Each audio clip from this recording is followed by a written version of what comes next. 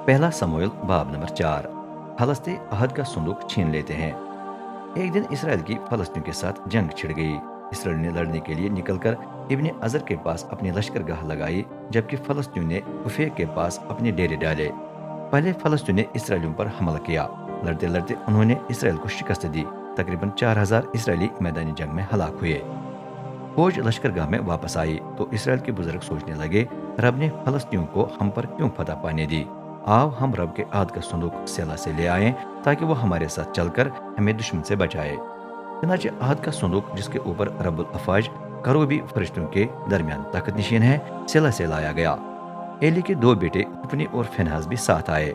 जब अहद का संदूक लश्करगाह में पहुंचा तो इसराइली निहायत खुश होकर बुलंद आवाज से नहरे लगाने लगे। इतना शोर मच गया कि जमीन हिल गई। ये सुनकर फलस्ती चौंक उठे और एक दूसरे से पूछने लगे, ये कैसा शोर है जो इसराइली लश्करगाह में हो रहा है।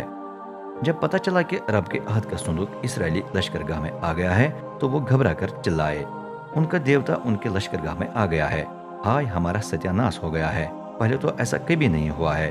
हम पर अफसोस, कौन हमें इन ताकतवर देवताओं से बचाएगा, क्योंकि इन्हीं ने रेगिस्तान में मिस्रियों को हर किस्म की बला से मारकर हलाक कर दिया था। भाइयों, अब दिलेर हो और मर्दानगी दिखाओ, वरना हम उसी तरह इब्रानियों के गुलाम बन जाएंगे जैसे वो अब तक हमारे गुलाम थे। मुर्दानगी दिखाकर लड़ो। आपस में ऐसी बातें करते करते फलस्तीन लड़ने के लिए निकले और इसराइल को शिकस्त दी। हर तरफ कत्ले आम नजर आया और 30,000 प्यादे इसराइली काम आए। बाकी सब फरार होकर अपने घरों में छुप गए। एली के दो बेटे हुपनी और फिनहास भी उसी दिन हलाक हुए और खुदा के अहद का संदूक फलस्तियों के कब्जे में आ गया।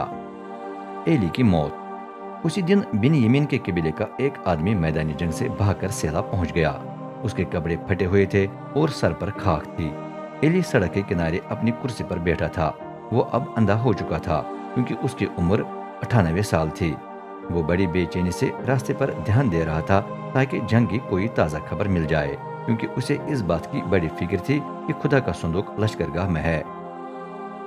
जब वो आदमी शहर में दाखिल हुआ और लोगों को सारा माजरा सुनाया तो पूरा शहर चलाने लगा। जब एली ने शोर सुना तो उसने पूछा, ये क्या शोर है। बिन्यामीनी दौड़कर एली के पास आया और बोला, मैं मैदानी जंग से आया हूँ, आज ही मैं वहां से फरार हुआ। एली ने पूछा, बेटा क्या हुआ। कासिद ने जवाब दिया, इसराइली फलस्तीन के सामने फरार हुए। फौज को हर तरफ शिकस्त माननी पड़ी और आपके दोनों बेटे हुफनी और फिनहास भी मारे गए। अफसोस, खुदा का संदूक भी दुश्मन के कब्जे में आ गया है। अहद का संदूक का जिक्र सुनते ही एली अपनी कुर्सी पर से पीछे की तरफ गिर गया।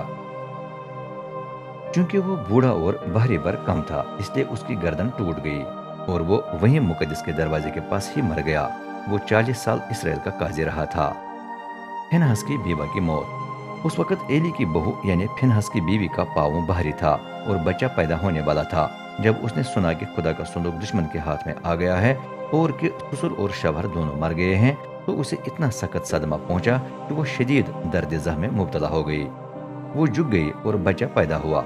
उसकी जान निकलने लगी तो दाइयों ने उसकी हौसला अफजाई करके कहा, डरो मत, तुम्हारे बेटा पैदा हुआ है। लेकिन माँ ने न जवाब दिया न बात पर ध्यान दिया, क्योंकि वो खुदा के संदूक के छिन जाने और ससुर और शवहर की मौत के बायस निहायत बेदिल हो गई थी।